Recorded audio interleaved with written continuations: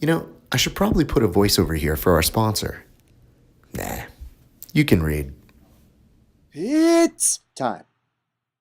What's up, guys? I'm here with Chad George, who's picked up some hardware tonight. Sir, first off, congratulations. Thank you. Now, let's talk a little bit about your night, because there's a little bit of slaps, a little bit of fast-paced action, and some submissions that happened this evening. Talk me through your day, sir. It was an incredible night. I came out here fully healthy, executed our game plan, and it happened to go our way. We had 3 submissions. Unfortunately, only one of them was in standard time. The other 2 were in overtime, but against some great competitors, and I'm honored to be here, and I'm so happy that things played out the way they did. So talk to me about this. You were in the very first, not only Combat Jiu Jitsu exhibition, but the very first match, period. What was it like to come from that experience to tonight? Well, I think when we did the first Combat Jiu Jitsu, we really did set the tone. And everybody, I'm pretty sure, was expecting that out of me again tonight. And I just hope I lived up to it. I'm pretty sure they don't just give these things to people who are like, participation award, here you go. I want to ask this, because your first match, I believe you finished with the Dars, correct? Yes. Talk us how that happened. The Dars is something that I'm very comfortable with. I like a lot. I like the chokes. I like front chokes. It doesn't matter what kind of it is. A lot of people always say, oh, he's a Dars guy. I'm like, I guess, but it's just kind of there. Yeah. So I have other attacks, but when you leave that there, I'll take it. Absolutely. So I was able to lock that one up, and luckily it happened pretty quick. So I was able to save some energy for the next one. My second fight actually locked up a deep anaconda that I have no idea how he got out of. Really? But he escaped it, and I'm glad that I was able to finish him in overtime. And then the third match was pretty much us striking on each other till overtime. Yeah, okay. Now, this is where I believe that MMA background really comes to a play, because you feel comfortable in this world. If anything, it looks like you thrive in this world. Is that a fair assessment, and if so, why? Absolutely. I think my ground and pound is one of my strongest attributes. I mean, I believe in my jiu-jitsu, but I also believe in my jiu-jitsu more when I'm punching you in the face. Yes. And it's just something that I've developed over the years, and I think that my understanding of the science of ground and pound is the way some people would understand jiu-jitsu.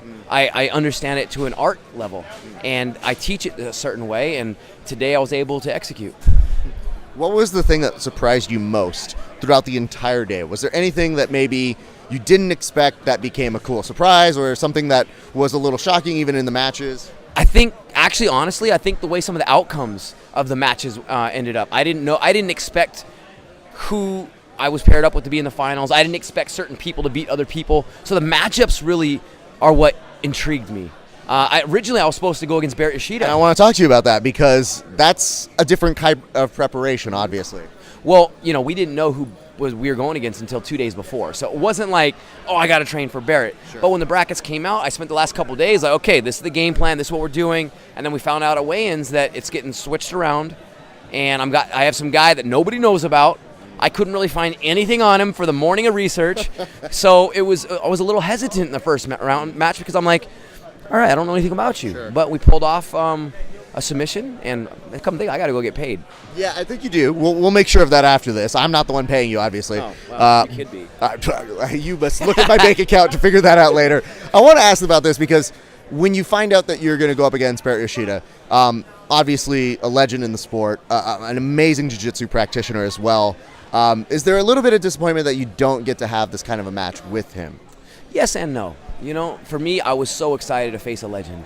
I would have, when I saw the list of who was on the tournament, I was like, man, I hope I get Barrett in the finals. I didn't want it to be the first match, because it's one of the things, like, that could have been a finals match with anybody. So I was bummed that I didn't get to go against him.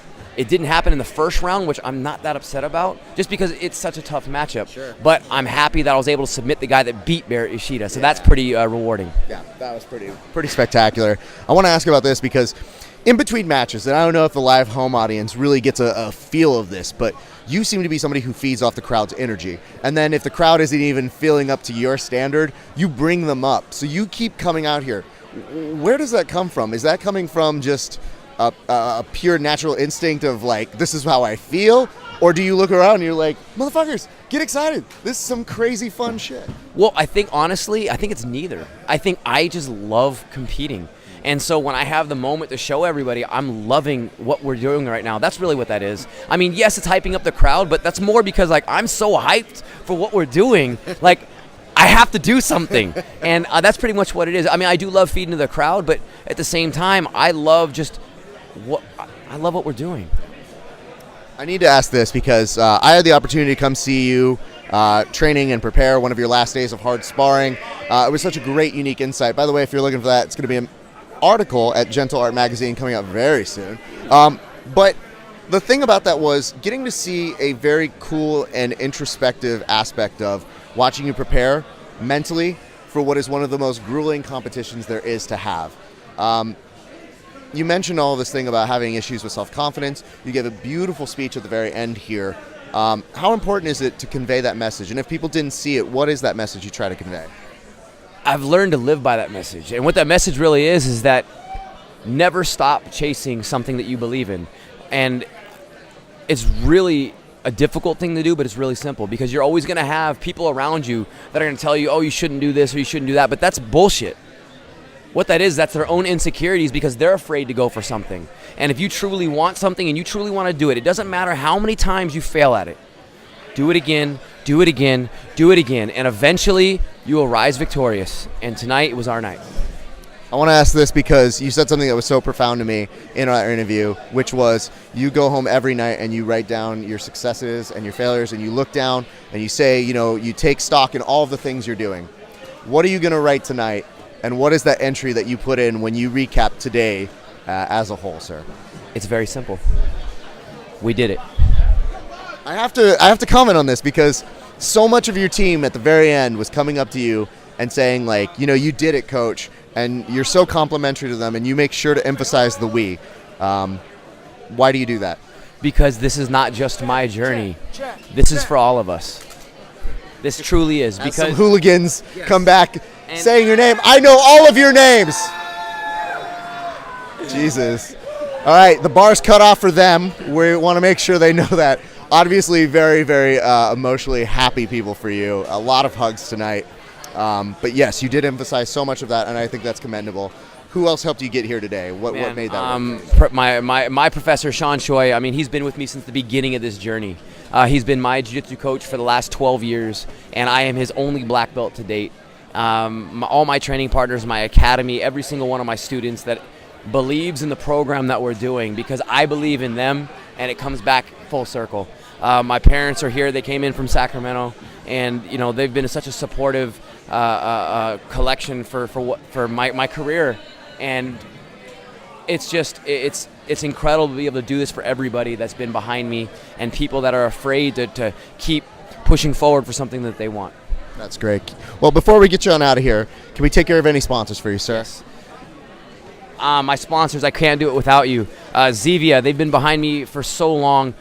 We've got War Tape. Thank you for War Tape. You guys, oh, look, I even got some blood on it. Holy man, look at that. How'd that happen? Yeah. Just for the record, I think you just recognized there's blood on there, right? Yep, I just recognized it. All right, don't put it too close. We're going to get a graphic warning pretty soon. X-Guard, man, they've put together the best outfits for me for all my competition. Nawaza, they are fantastic. They've been behind me since I started this jiu-jitsu career. My newest sponsors like Barnana, awesome snacks, delicious. Quest Nutrition. If I'm forgetting anybody, I'm sorry. I got hit in the head a lot tonight. He did.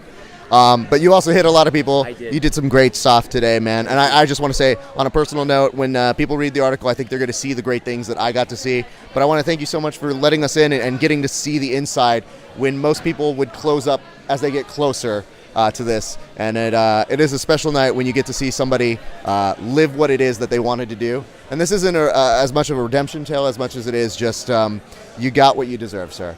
And I'm very, very happy to say that. Thank you. Congratulations. Thank you, One of the few people with two first names who I truly enjoy.